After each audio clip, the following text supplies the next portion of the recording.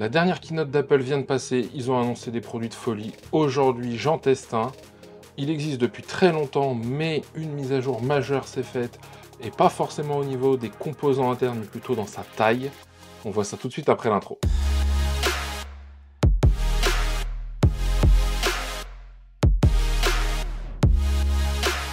Bonjour, bienvenue sur la chaîne des tests de Siri. Ici on parle de tech, audio, photo, vidéo et d'Apple. Et aujourd'hui je suis hyper content car je teste un nouveau produit Apple. Ça faisait longtemps et c'est un produit qui me hype beaucoup. Pourquoi? Parce que je possède un MacBook Pro 15 pouces de 2014. Il a bientôt 10 ans. C'est pas mal. Et il y a un produit que j'ai eu avant ce MacBook Pro qui était un MacBook Air 13 pouces. Donc ça date un peu, hein, c'était du Intel, mais qui avait déjà une autonomie de dingue et qui faisait à peu près ce que je lui demandais. Sauf le montage vidéo où, franchement, je le dis, c'était pas sa partie, en tout cas la partie la plus facile pour lui. Et là, Apple, depuis qu'ils sont passés aux puces M, sont vachement améliorés, ont enlevé les ventilateurs dans leur MacBook Air, donc gain de silence énorme. Et Apple vient d'annoncer le MacBook Air 15 pouces. Et ouais, il est là. Ah oui, 15 pouces, ça prend de la place maintenant, hein. Et donc, le voici, le voilà. Bon, il n'y a pas grand-chose à voir, hein, sur cette image, j'avoue. Je suis super content de l'avoir. Pourquoi? Parce que, la vidéo va se dérouler de la manière suivante. Je vais le déballer, le tester. Ah ouais, produit Apple, on va garder l'unboxing, hein. Désolé pour la team, j'aime pas l'unboxing. Mais comme c'est chapitré, vous pourrez passer à la suite. Et ensuite, première mise en route, première impression et un test. Le test habituel, vous le savez, moi, ma référence, c'est Final Cut. C'est ce qui, pour moi, dans mes usages, demande le plus de ressources à l'ordinateur. Donc je vais voir un petit peu. Je vais le comparer à mon Mac Mini M1. Alors là, c'est le modèle de base, hein. Modèle de base avec 8 Go de mémoire unifiée et 256 Go de SSD. Ce qui est pas énorme. C'est la puce M2, donc ça, c'est plutôt cool. Et quand même, hein, par rapport à tout ce que je suis en train de vous dire, on est sur du MacBook Air, donc la petite spécification dont je parle avant tout, c'est quoi? C'est le poids. On est sur un MacBook Air d'1,5 kg pour du 15 pouces. Je connais pas beaucoup d'ordinateurs 15 pouces qui ne font qu'1,5 kg. Je perds pas de temps, on passe tout de suite à l'unboxing. Bon alors on connaît, hein, les petites languettes Apple.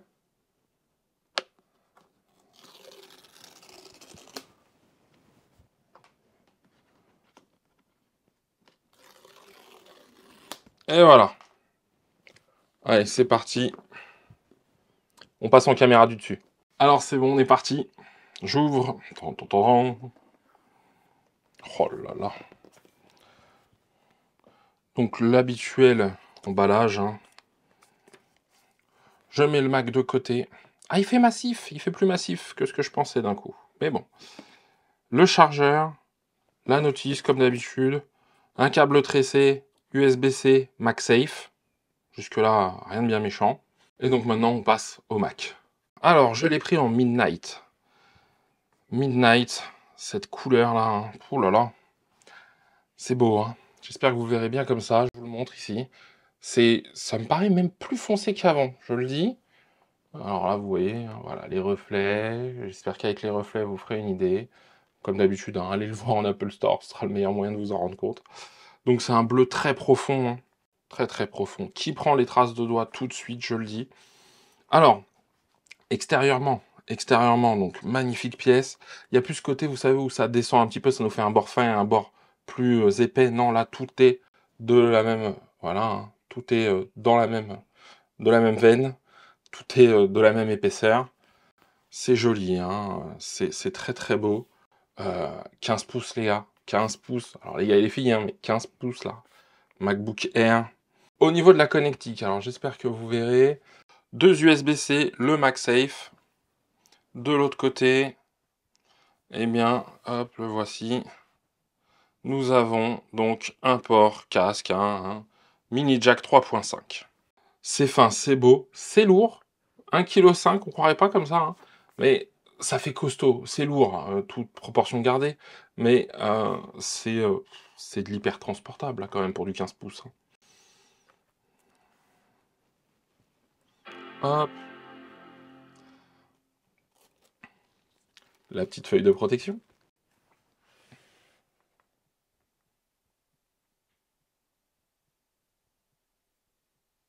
Je fais la configuration et je vous reprends tout de suite après. Bon, forcément, première chose qui me demande de le mettre à jour. Bon, et bien la configuration vient de se terminer, ça a été assez rapide. Les logiciels se sont installés, les plus simples, ceux que j'utilise le plus souvent. C'est beau quand même. Ouf. Je suis très content de voir que les bords sont assez fins. Ça, c'est plutôt bien. La webcam, on a l'habitude, donc il y aura un test du SSD, Final Cut, de la webcam, du micro, et après un avis général après quelques jours d'utilisation. Alors là, je passe directement donc sur la webcam du MacBook Air. Grosse lumière ici, donc gros contre-jour, plutôt bien géré, il faut le dire. Je vais mettre dans une condition un peu meilleure pour voir ce que ça peut donner.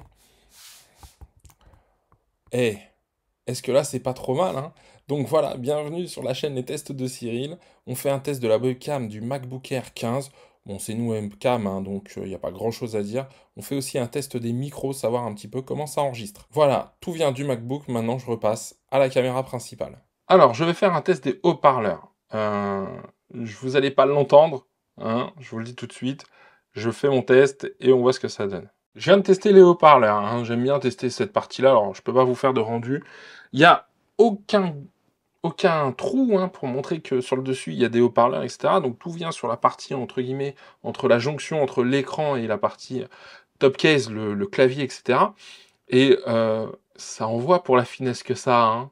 Alors, je pense que ça envoie moins qu'un MacBook Pro 14 pouces ou 16 pouces. En termes de basse, etc., il y a beaucoup moins d'épaisseur, donc il y a moins de débattement. Mais pour ce qu'il en fait là, pour juste écouter un petit son, un film, si vous n'avez pas d'écouteurs, de casque Bluetooth, ça ira très bien.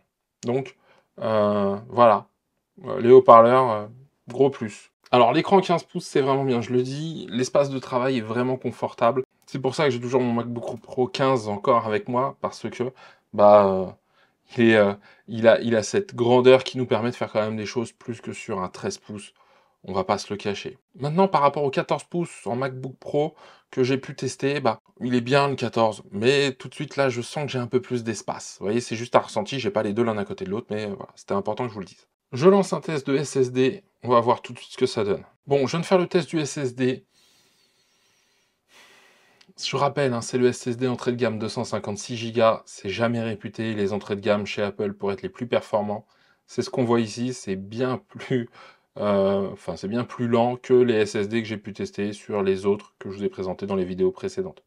C'est dommage, on le sait, en tout cas, si vous suivez mes vidéos, vous le savez, donc je vous invite à y faire attention. Maintenant, on va passer dans une autre configuration pour faire le test de Final Cut. Alors on se retrouve, on a changé de configuration parce qu'on va passer au test de la vidéo. Vous savez, moi c'est ce que je fais sur YouTube, j'adore ça. Et en plus, bah forcément, j'aime bien tester. Là j'ai le MacBook Air 15 pouces avec la puce M2, j'ai toujours mon Mac Mini M1, celui de base, entre guillemets un peu boosté, hein, il a 16 Go de RAM, il a 1 Tera de SSD. Et donc on va voir un petit peu ce que ça va faire au niveau du rendu. Donc il va y avoir deux tests. Un par rapport à un rendu d'une vidéo qu'on importe et donc qui va faire un encodage en 1080p. Donc on va regarder un petit peu le temps que ça prend. Et un autre où là je tire plus sur les épisodes de podcast parce que j'ai des effets que j'applique tout le long, etc. Donc ça bouffe pas mal de ressources. Moi ça prend beaucoup de temps sur mon Mac Mini M1. On va voir si sur ce MacBook Air M2, eh bien ça pulse, ça envoie un peu plus ou pas. Donc là, vous le voyez, hein, je suis en train d'importer donc le fichier, donc il fait 15, un peu plus de 15 Go, c'est sur 20 minutes, c'est enregistré en 4K, et moi je vais le faire un rendu en 1080. Donc on va voir un petit peu ce que ça donne. Et on fera un test aussi de partage, hein, d'un export, de l'écriture du fichier, pour voir un petit peu si ça joue, et comment le MacBook Air s'en sort. Et à la fin, dans la conclusion, je vous ferai un retour global, hein, de mon ressenti, de comment il fonctionne. Ça fait quelques heures que je l'utilise, je commence déjà à me rendre compte de certaines choses, donc je pourrais vous faire un retour bien complet dessus en conclusion de cette vidéo. Donc on est bon, je viens de mettre Final Cut sur les deux ordinateurs. Les deux fichiers sont dessus. J'ai créé donc une nouvelle bibliothèque, enfin en tout cas un nouvel événement, la bibliothèque est vierge, pour vraiment ne pas avoir de contraintes particulières, se dire que j'essaye de le faire de la façon la plus rigoureuse possible, même si c'est jamais précis à 100%, faut bien se l'avouer. Donc, les deux fichiers ont été importés dans Final Cut. Je vais faire ce premier test et ce test-là sur batterie, pour voir déjà comment il s'en sort, parce que moi, l'idée d'un MacBook Air, c'est une utilisation de match. Je ferai peut-être un test brancher sur secteur, voir s'il est plus rapide, mais ça je le ferai hors caméra pour pas prendre trop de temps dans cette vidéo. Donc là, les deux fichiers sont bien préparés, je vais les mettre dans la timeline. Ça va nous donner le top départ pour voir le temps que les ordinateurs mettent pour que l'export, en tout cas le rendu en 1080 se fasse. Attention, je vais lâcher les deux, hop, et voilà, on est parti. Donc je vais mettre la petite roue du rendu. Bon, tout de suite, le MacBook Air a pris un petit peu d'avance. Le MacBook Air est à 12%, alors que le Mac Mini est à 8%.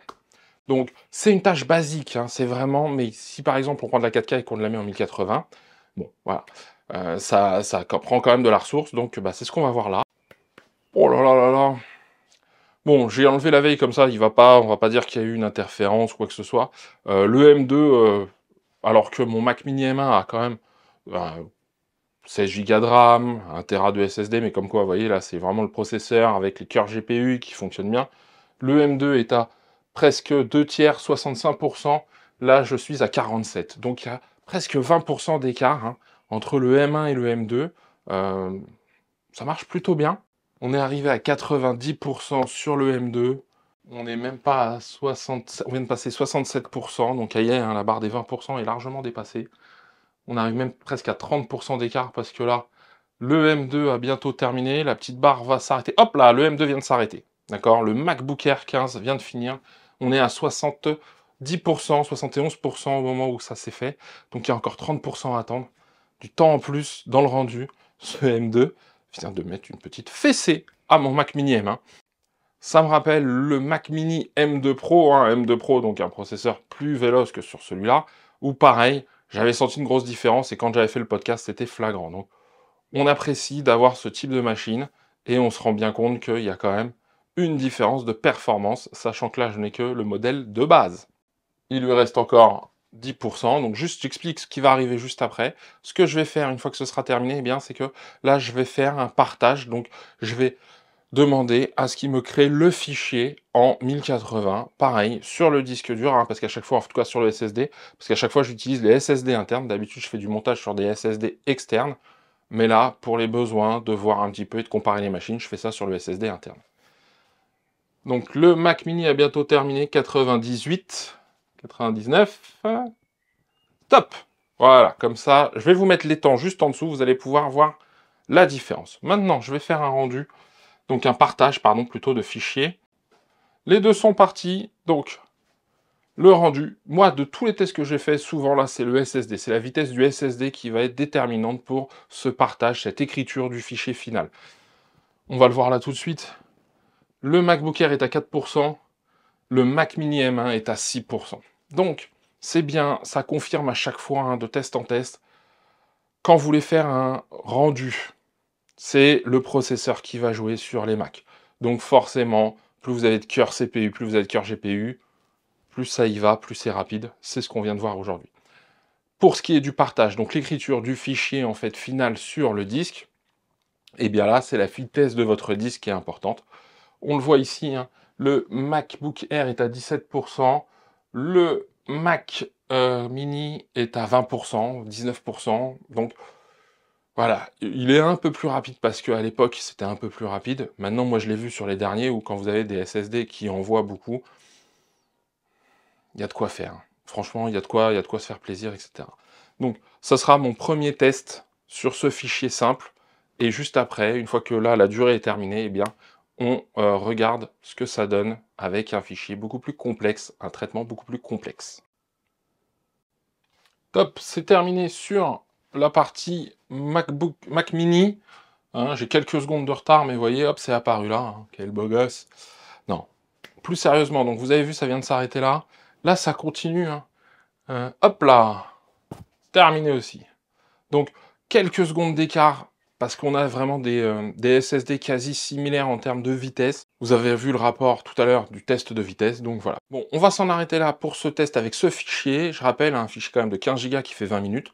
Voilà le temps que ça a pris. Maintenant, ce que je vais faire, c'est qu'on va tester sur du plus complexe avec mes épisodes de podcast et ces effets qui sont vraiment plus costauds à gérer. On va voir si le M1 et le M2, et je ferai juste le test du rendu. Je ferai pas le test de l'écriture sur le disque dur, on vient de voir ce que ça donnait. Allez, je prépare tout, comme ça, on gagne du temps, vous aussi, moi aussi, et on voit pour le test. Alors, juste avant de démarrer ce second test, j'ai perdu 5% sur le test précédent de batterie. Ce qui, pour de la gestion de vidéo, hein, du montage, etc., du rendu, je trouve pas ça énorme. Hein. Donc, je pense que l'autonomie, elle est annoncée à 18 heures en usage, on va dire lecture de vidéo, etc. Donc, on aura un petit peu moins, mais tenir une journée avec, si je fais que du montage, peut-être pas, mais si je fais un peu de montage, un peu de bureautique, un peu de surf sur internet, etc., ça doit pouvoir encaisser le choc. Et ça, c'est plutôt un bon point. Maintenant, on passe au second test. Là, je vais demander au Mac vraiment quelque chose qui est difficile pour eux. C'est un podcast et je vais y mettre des effets, d'accord, dessus. Et je vais voir le temps que ça prend. L'idée, c'est quoi? C'est que c'est une tâche qui prend beaucoup de temps sur mon Mac mini, donc je me souviens pas l'avoir fait quand j'avais testé le MacBook Air M2 quand il était sorti en 13 pouces.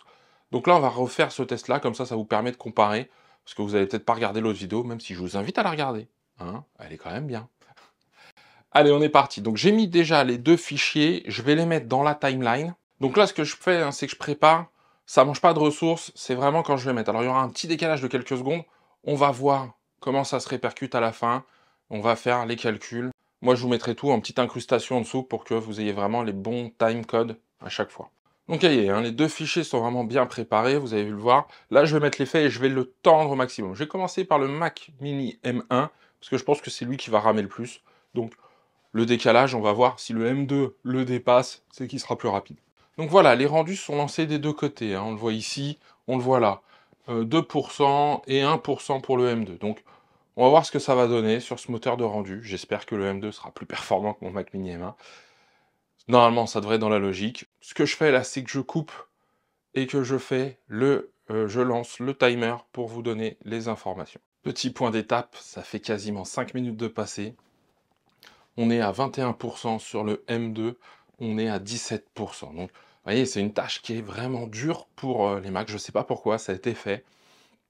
Prend autant de temps, alors parce que je le mets sur une période longue, hein, parce que la vidéo, pour le savoir, elle fait quand même à peu près 11 minutes, donc c'est un effet que je vais mettre sur 11 minutes, mais voilà, ça bouffe beaucoup de ressources. Le M2, je l'ai déclenché après, et pourtant il est repassé dedans. Donc on va voir à la fin, mais ça va peut-être être 10-15% de plus rapide, ce serait déjà pas mal, peut-être plus. Il n'y a que cette caméra-là qui tourne. Il commence vraiment à bien avancer par rapport au Mac Mini. On arrive à la toute fin de ce test. Là, le MacBook Air est à 98%, il est à 85% sur le Mac Mini M1. Le M2 est plus puissant, je l'ai commencé peut-être 15-20 secondes après, donc il y a quand même eu un laps de temps où aussi il aurait pu faire 1 ou 2% de plus si je les avais démarrés en même temps. On attend que ça se termine et on va passer à la conclusion. La conclusion, je vous la ferai dans quelques jours pour vous faire vraiment un retour de l'utilisation globale de ce MacBook Air 15 pouces. 99%, attention, hop, c'est terminé. Là, la barre vient de se terminer, donc on vient de faire 100%, là je suis à 86%, donc à 14% d'écart, donc c'est ce que je disais, hein, à peu près 15% plus rapide, en tout cas il a fini, et il reste encore 15% à faire sur le Mac Mini. Alors cette tâche, encore une fois, je ne sais pas pourquoi, mais elle aura pris quand même plus de 30 minutes, hein, juste ce rendu de cet effet sur 11 minutes de vidéo, donc c'est quand même long, le calcul, alors ça doit le faire image par image, hein, donc ça doit prendre du temps, mais moi, je sais que c'est un truc qui me prend énormément de temps sur mon Mac Mini, donc ça me fout un peu les boules à chaque fois. Et quand j'avais eu le Mac Mini M2 Pro, il me l'avait vraiment bien boosté, bien fait rapidement. J'avais noté quand même, je sais pas, presque 40 ou 50% plus rapide, donc ça, c'était plutôt cool. Là, vous voyez, le M2 est quand même en dessous. Maintenant, le temps que ça se termine sur le Mac Mini, des petites choses à redire sur ce M2 en même temps. Un silence de dingue, pas de ventilateur, il a été plus rapide, il chauffe quasiment pas. Je sens pas en tout cas de chaleur, donc dans un silence absolu, et il est sur batterie. Donc tout ça mis bout à bout, c'est quand même pas mal. Hein. Ça tire sur l'écran, ça tire sur tout. Hein. J'ai enlevé la veille, donc bah, vous voyez, c'est resté allumé tout du long. Et bah, il faut le dire, ça marche super bien. Donc pour une tâche comme celle-là, alors c'est pas du gros montage, hein, vous avez vu, il n'y a pas plein de lignes différentes de fichiers vidéo, etc. Mais pour le petit montage, etc., bah, il est plus performant que mon Mac Mini.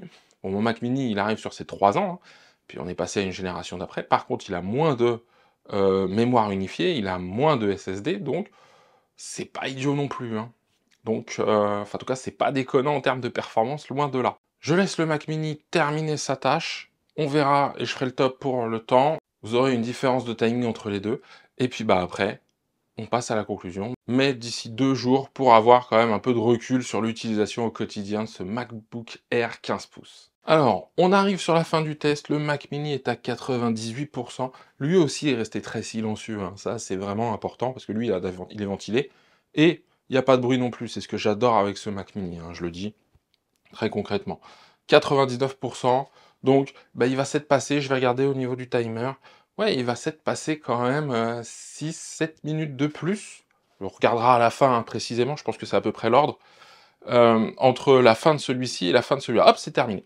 Donc, eh bien voilà, comme ça, on va avoir vraiment un élément de comparaison sur la vidéo. Maintenant, moi, je vous dis à dans quelques jours, mais avec YouTube, c'est tout de suite pour la conclusion sur ce MacBook Air 15 pouces. On se retrouve pour la conclusion sur ce MacBook Air 15 pouces. Alors, il est où ce MacBook Air? Bah, il est là, hein. Il est juste là, hein. Je l'utilise tous les jours, là, depuis 3 jours. Donc, je l'utilise vraiment à plein. Je vais vous dire, moi, ce que j'en pense, les plus, les moins, les petites choses à revoir peut-être, en tout cas, les questions à se poser par rapport à un autre achat. Alors, juste pour le fun, je vais vous mettre des images où je compare, parce que j'en parlais en début de la vidéo, mon MacBook Pro 15 pouces de 2014 et ce MacBook Air 15 pouces de 2023. Bon, alors déjà niveau performance on compare pas, mais c'est juste pour voir un peu de design, voilà, vous allez voir. Et je trouve que 2014 c'était pas si mal que ça en fait au final, hein, pour presque 10 ans d'écart, bah on a quelque chose qui est, alors pas aussi fin, pas aussi beau, on va se le dire, loin d'être aussi performant, mais voilà, c'était pour montrer un peu la différence pour ceux qui connaissent pas ou qui n'ont jamais regardé ce genre de produit avant. Alors, par rapport à la machine, hein, par rapport à la bête. Alors, niveau design, rien à dire. C'est fin, c'est beau, c'est épuré. L'écran rend super bien. 15 pouces, franchement, c'est vraiment une taille de prédilection. En tout cas pour moi. Le 1,5 kg est vraiment agréable. On l'a vu dans les tests, ça marche bien, hein. Ça marche bien. Par rapport à une puce M1, pourtant avec plus de mémoire unifiée, bah, ça marche super bien. Ça prend les traces de doigts dans cette couleur-là, donc si vous aimez pas ça, bah attention, hein, moi je le dis, ça je le vis au quotidien là. Je l'ai testé, c'est vraiment intéressant aussi du point de vue montage. Moi j'utilise des SSD externes, donc je mets mon SSD, je travaille en nomadisme, etc. Je le débranche, je reviens, je mets mon SSD sur mon Mac mini, je retravaille sur ma station habituelle, et franchement, bah c'est vachement agréable de tout retrouver au même endroit. Donc bon, vraiment, pas grand-chose à dire au niveau des plus, vous l'avez bien compris. Au niveau des bémols, j'en aurai quelques-uns. Pas énormes, mais quelques-uns quand même. Déjà, dans un premier temps, les ports. J'ai 2 Thunderbolt ici. J'aurais aimé en avoir un troisième là. De l'autre côté, en fait, où il y a le port casque. Parce que bah, cette connectique, déjà, ne serait-ce que pour charger, si j'ai pas le MagSafe ou si je veux juste recharger en USB-C, de l'avoir des deux côtés, j'aurais trouvé ça sympa. Prenons l'exemple, si j'ai besoin de brancher une imprimante et un micro, j'ai plus de port du tout disponible, donc je peux même pas recharger si j'ai pas emmené mon MagSafe. Donc voilà, ça c'est ce que je trouve dommage. Le port SD, bah, on pourrait se débrouiller, mais on va peut-être mettre un lecteur de carte SD aussi là-dessus. Donc voilà, un de plus, je crois que c'est possible, je pense que c'est possible, après je suis pas ingénieur, mais voilà, ça c'est le premier point. Et le deuxième point, c'est le SSD.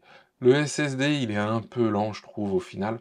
On le voit, hein, ce MacBook Air met une claque au Mac Mini M1 au niveau des rendus, pas de problème. Au niveau du partage de l'écriture du fichier, bah là on tombe sur quelque chose de très similaire, voire un tout petit peu moins bon. Il semblerait que ça vienne en fait des modules SSD, il n'y en a qu'un seul là-dessus, et donc bah, sur les modèles plus hauts, il y en a deux, donc ce qui permet d'écrire en séquentiel et d'être plus rapide, et de pas avoir ces pertes de performance.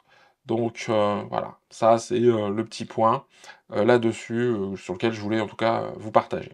Maintenant, il me reste à parler de pourquoi choisir ce MacBook Air au final, hein. Pourquoi je prendrais ça plutôt qu'un MacBook Air 13, bon bah, on vient de le voir, hein. L'écran est sublime, c'est quand même, ça change la vie, hein.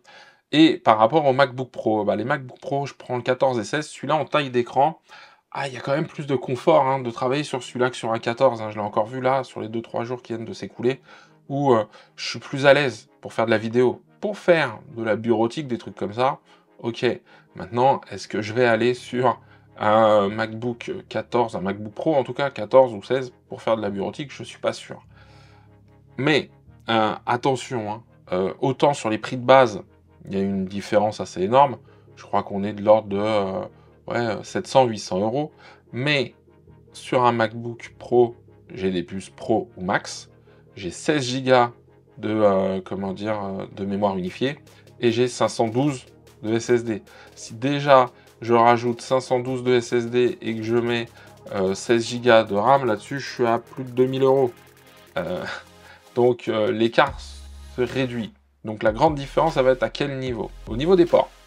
Il y a beaucoup plus de ports sur un MacBook Pro que sur un MacBook Air. Il y a un port Thunderbolt en plus, il y a le HDMI et il y a également le port de carte SD. Donc c'est beaucoup de différence. Surtout si vous avez besoin de vous connecter, de faire des présentations par exemple, ce genre de choses. Deuxième point, c'est pas les mêmes puces.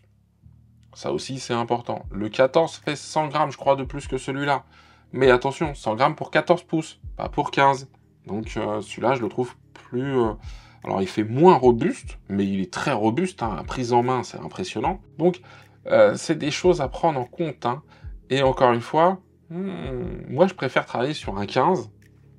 Après si vous, c'est la rapidité que vous voulez, bah ouais, je vous invite vraiment à aller vers le MacBook Pro et peut-être le 16, qui sera moins transportable, plus lourd, mais bien plus performant.